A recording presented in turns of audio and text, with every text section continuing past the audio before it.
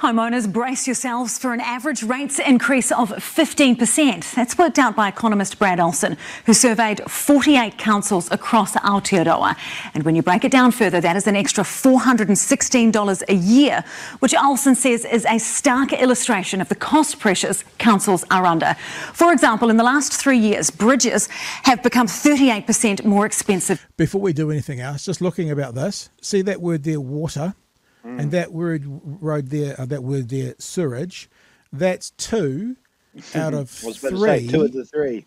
2 of the 3. And remember what all of the mayors said who are against 3Waters. They said no to government control. But none of them then told their voters, and because we're saying no, and we're going to have to pay for it ourselves, your rates are going to go up. None of them said that. And 2 out of the 3 things that are costing significantly more would have been taken off councils' hands, the costs for them, by central government if the racially charged, lying, far-right groups hadn't tried to convince the nation it was only about iwi getting all control. So just be aware, look at the screen if you're watching. If you're listening, trust me, it's here. Bridges, sewage, that's a pipe. Roads and water, that's a pipe. So 2 out of the 3 waters are the most expensive increases to build. Sewage systems 30% more costly, and road and water supply costs have gone up 27%.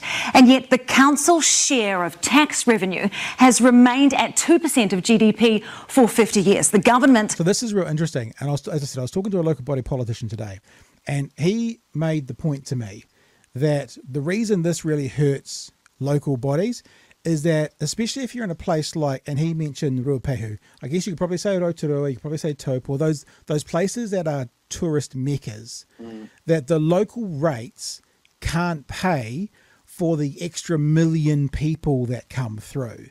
So that needs to be paid by central government.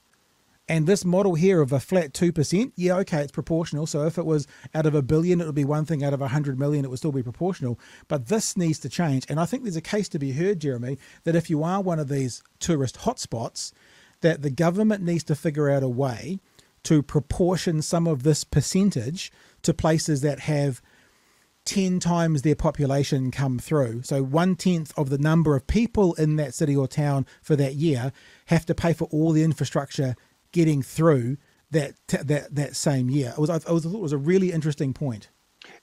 It is a really interesting point, and I think I actually think you can extend it a little bit, which is that a lot of, I mean, that slide you just had before, that News Hub just had before, when you're talking about something like roading, for example, there are a lot of roads in this country that do not just benefit the people who live in that council district. You know, I live in Auckland. There are certain roads up here, the road to the airport being a prime example, that it's a benefit. It's of national interest. It's a benefit to the whole country, or it's certainly to the whole economy.